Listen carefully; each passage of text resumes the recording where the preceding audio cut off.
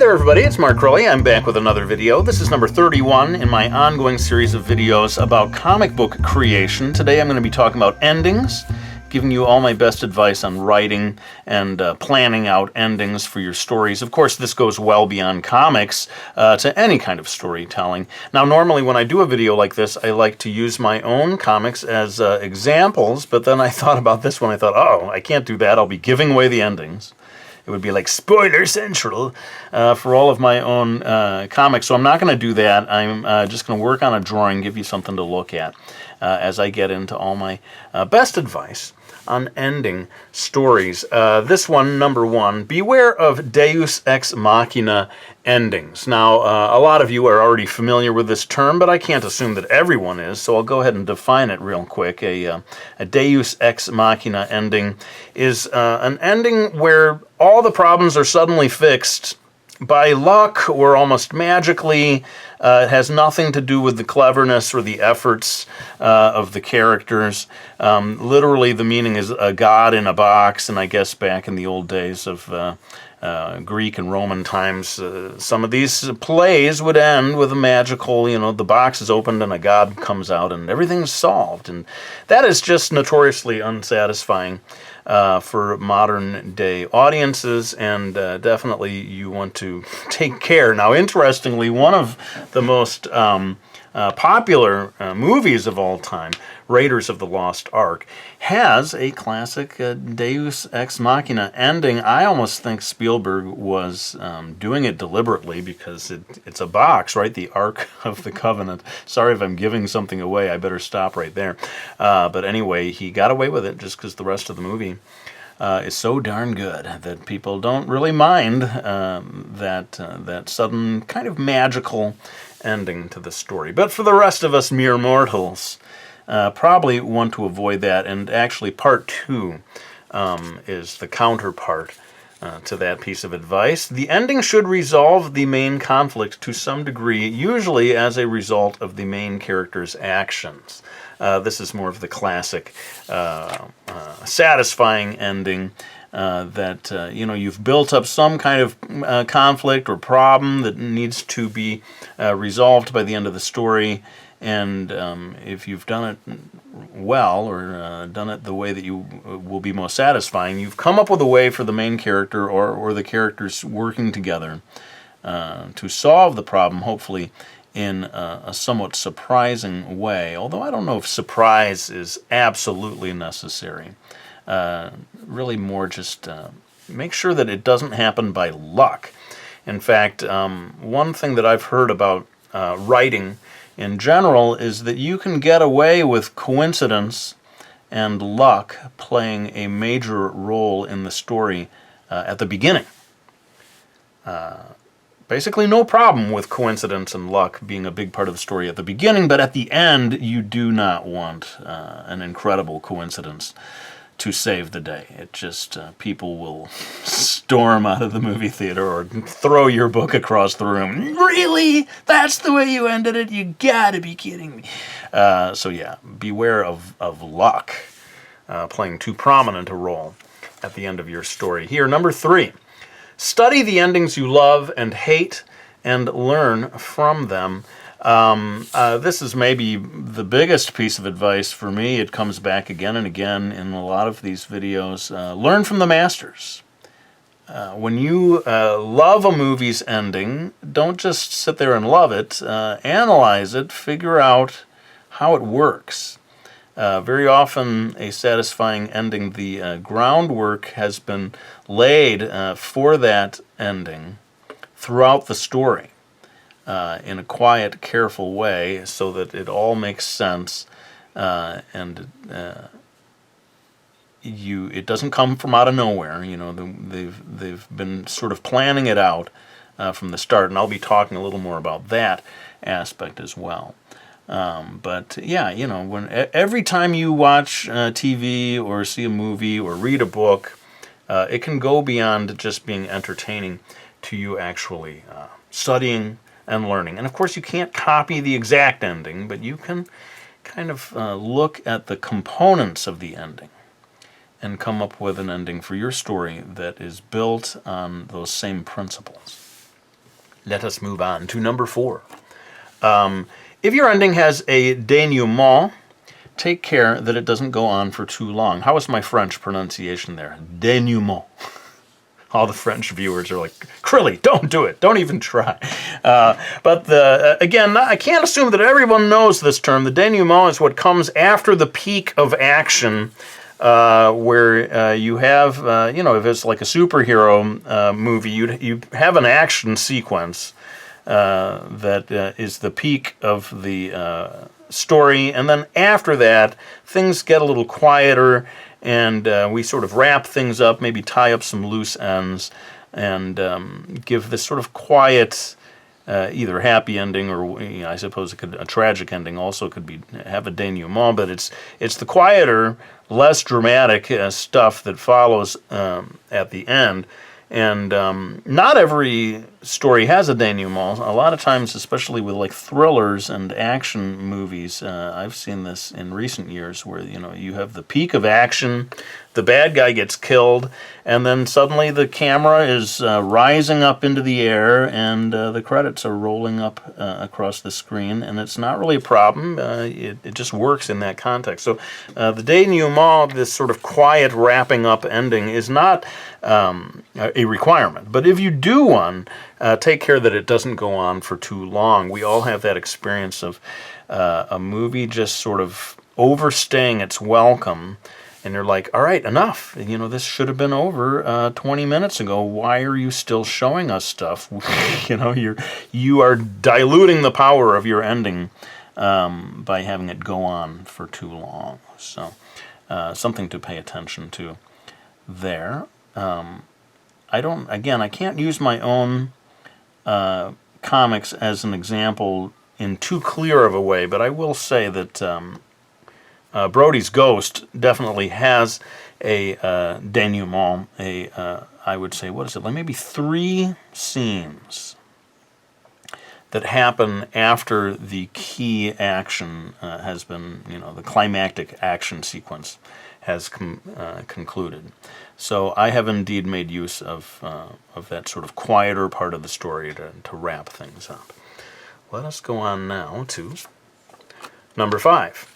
The ending wraps up not just the literal series of events, but also the emotional arc of the story. Sometimes you might be so focused on the literal events, the bad guy, whatever it is, getting defeated, that you may lose track of the fact that your story probably has an emotional arc to it, very often relating to the main character.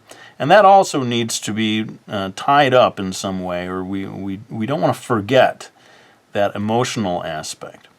And in the case of, I was just talking about Brody's Ghost, again, without going into too much detail, that is indeed what the denouement for me was building up to, was that the wrapping up the emotional arc of the story. It wasn't enough to just end the concrete, occurrences of the tale. I needed to come back to this emotional story that the main character had been, coming back to periodically throughout the tale. I had to wrap that up in some way. So yeah, make sure you don't. Sometimes you just sort of forget, and then people who are reading your story are like, "Well, wait a minute, what happened to, the love story or whatever that you had introduced earlier on?" And indeed, we see professionally made films in which there are a lot of loose ends at the ending, and you're sort of like, "What happened? You introduced this stuff, and then it just went nowhere." So even the pros will get it wrong, or maybe it's just a factor of editing. Sometimes with movies, they filmed the scenes, but then they're like, "Oh, we gotta cut this scene; it's too long." So you end up with dangling threads and sort of unsatisfying aspects at the end. Number 6, a twist ending, though surprising, should still feel organic to the story. A lot of people are big fans of twist endings, and I do think that if you have come up with a really clever twist ending, there's nothing like it. It's great, right? We can all think of, and again, I'm not going to start referring to them because even in a funny way, even revealing that a movie has a twist ending of some kind is a bit of a spoiler, because then you're bracing for it. So I'm not going to name any particular films, but we all can think of films that have shocking, incredible twist endings, and it's very satisfying. But I feel like maybe some people might feel, well, my ending's got to have a twist, and so they're sort of shoehorning some kind of twist ending into it in a way that's just artificial. In which case I would say, boy, you're better off not having a twist than to have one that feels like it's been grafted onto the story. And I'm trying to think if I've ever done anything that really is a classic, shocking twist. I don't think I have, frankly. I don't, you don't want a boring ending where everything just sort of wraps up in a super tidy way. You do want something surprising, some aspect of, oh, hey, I didn't think it was going to end up like that. But don't feel the pressure to concoct some sort of twist ending if it hasn't come to you naturally. And again, we're going to come back to that again, this idea of plotting out your ending in advance. But yeah, let's move on. It's a shame with that one, twist endings. I can't give examples necessarily without spoiling. So just in general, be careful with your twist endings, friends. Number 7, pay special attention to the last beat of the story and to the final words. In a way, you have two endings, it seems to me. You have the big, long, climactic sequence that ushers in the denouement and wraps up the whole story, and that is really kind of a series of sequences. And then you have maybe the literal final moment of the story, what I call the last beat of the story. And that is something that you want to work out and pay special attention to. Mostly you want a powerful image, a powerful kind of a feeling at the end of the story. And I, for one, want my last line to sound like the final line of a story, which is hard to quantify, but certain lines have that kind of feeling. Earlier I referred to this aspect of the camera rising up into the air, which we see a lot at the end of Hollywood movies, and it sort of signals that we are rising up out of the story, maybe going back to the real world. It gives you this sort of ending feeling.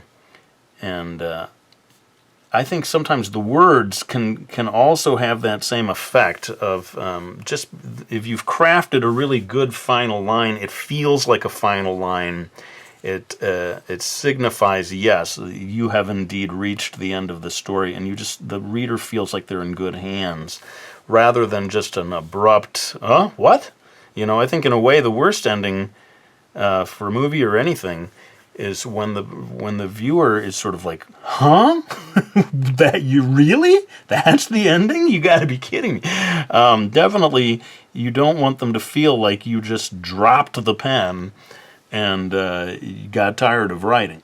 I'm not saying that all endings have to be traditional, and indeed, a lot of great art films will end in a way that sort of makes you feel like, huh, really? And then you have to maybe stop and think about it, and then maybe after you think about it, you're like, oh yeah, actually, that is sort of the perfect way for that movie to end. And I haven't really talked about in this video about, unresolved endings, sort of deliberately unresolved endings. That is sort of a matter of taste, and I don't want you to have the feeling that I feel that you can't end a story in a somewhat vague, open-ended way. A lot of people like to end a story that way and have, the viewer, you will complete the story in your mind. You figure out what happened next, A lot of stories can be satisfying that way, but just realize that you're wading into somewhat dangerous waters when you have a truly completely unresolved ending in which everything has been left to the viewer to decide. You're going to have some dissatisfied people. Just know what you're getting into if you choose to do an ending that is, at that level of being unresolved. And just like I say with almost all creative things, make sure it's a choice. It should be a choice. It's not just something. It's not just because you got tired of writing, or you couldn't think of a better ending. You're not doing your best creative work if that's how you arrived at this ending. All right, let us move on to number 8. Consider working out your ending early in the writing process rather than making it up as you go. Now, I was going to put this in earlier in my series of pieces of advice, just because I do feel it's quite important, but it is kind of a matter of personal taste, this idea of, do I work out my ending from the start, or do I discover that ending in a more natural way? And I think there are different schools of thought, different types of writers. Let me just tell you that when I first started out doing comics, I did not plan out my story in advance. I truly did make it up as I went along. And for my first big story, for the Akiko comic book series, I indeed sort of painted myself into a corner. That's the danger of making it up as you go. You can sort of paint yourself into a corner. You hadn't figured out how to resolve the ending. I had an ending, I suppose I can give this one away. I had an ending that was more or less like, it was all a dream. It wasn't quite that, but it was really close to everything you've seen up until now was an artificial construct, rather than real life happening as you thought it was. And yeah, to me, that's profoundly dissatisfying. If I had it all to do again, I would go back and not have an ending like that. And indeed, in my subsequent storytelling, I have always plotted out the entire story to some degree. I've kind of worked out where I'm going. And I'm not saying that I plan each and every single part of the story before I get going. I keep it a little loose so that I can come up with things as I go. It's nice to have that spontaneity, but the ending, at least, the way that the central conflict gets resolved, I like to know that pretty early on, like at an outline stage. And the benefit to writing that way is you can lay the groundwork for it. You're thinking about the coming ending, and so you can drop things into the story that will set that up. If you're making it up as you go, you can't do that. Now, you can kind of combine both of these approaches, actually, because you could have a first draft and then a second, third, fourth draft. And on the first draft, you have no plan. You just make it up as you go. You reach your ending, whatever you come up with, and then you go back and you rewrite. And at that stage, you know the pieces of your story, and then you are able to alter things and maybe put things in, add scenes to the beginning of the story that were not there, that are purely setting up something that's going to happen later on. So it's you can kind of use both methods. You can do the make it up as you go along, with the idea that this is just a first draft and this is not your final story. But indeed, I think you could probably find examples of comic books and different things that are very stream of consciousness, where the person did quite literally make it all up as they went along, and somehow it works. Anyway, I definitely have reached a point in my writing approach where I will always try to have some kind of a plot outline. You know what I'm going to do right now is I'm going to kick it into time-lapse so that I can finish more of this drawing. I know people like to see a finished drawing by the end of the video. I'll do that all in time-lapse, and I'll come back and we'll do my last 2 pieces of advice.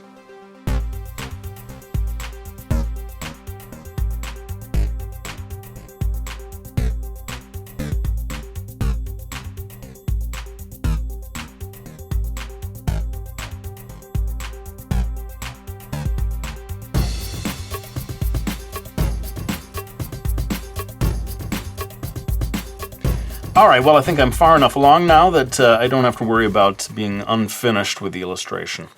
by the time we reach the end of this video. Let's move on now to number 9. If you want to lay the groundwork for a sequel, don't let that goal mess up the rhythm of your ending. These days, a lot of Hollywood movies, understandably, are trying to set up sequels, interconnected films, and so forth. And I don't think that there's necessarily anything wrong with that, but I would say try to keep it out of the ending sequence, or minimize its impact on the ending sequence. The ending, the ending is really about wrapping up the current story, and if we get a lot of intrusive stuff that's really about some other story, it really could become distracting. And I have heard, even like superhero movie fans, I've heard some of them complain about, boy, there's all this stuff in here that's really only about setting up future parts of the franchise. And I do wonder if that, young people today growing up with these kinds of movies will feel that the stories they write also have to be setting up some other story. It'll be interesting to see how things develop in that regard. But let's move on now to number 10, the final piece of advice for this video. The ending doesn't need to be purely happy or tragic. It just needs to feel satisfying and right. I think sometimes we have this idea, is it a happy ending or is it a sad ending? If it's a happy ending, everyone gets married in the end. If it's a sad ending, everyone dies. And we have this very binary concept of what type of ending you have to choose. I don't think that's it's not as simple as that. Brody's Ghost, for example, again, hopefully without spoiling it, there are bittersweet aspects to that ending. It is not 100% happy. It is not completely ending in tears. It's kind of mixing two different things together. And for me, that's a satisfying ending. In a way, if it's too happy or crushingly, debilitatingly sad, it just doesn't feel like real life to me, in a way. Anyway, that's just personal preference stuff there. But the key thing here is it needs to feel satisfying and right. And in a sense, there's more art than science to crafting an ending.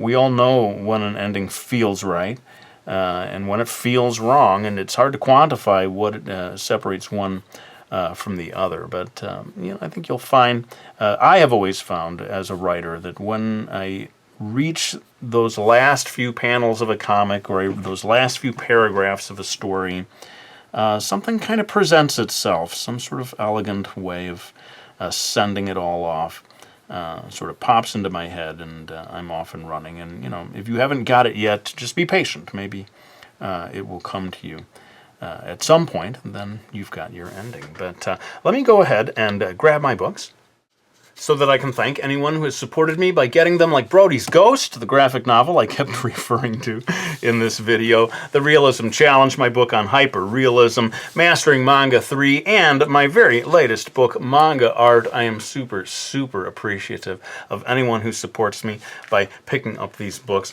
but I do think maybe I need to add just a hint of blushies. This kind of style I don't think lends itself to crazy amounts of blushies, but knowing my YouTube viewership, if I give her no blushies at all, I am in trouble. And I think maybe this will do the job. Let's go ahead and lay down this pencil. I want to thank you all for watching this video. I really hope you've enjoyed it, and I'll be back with another one real soon.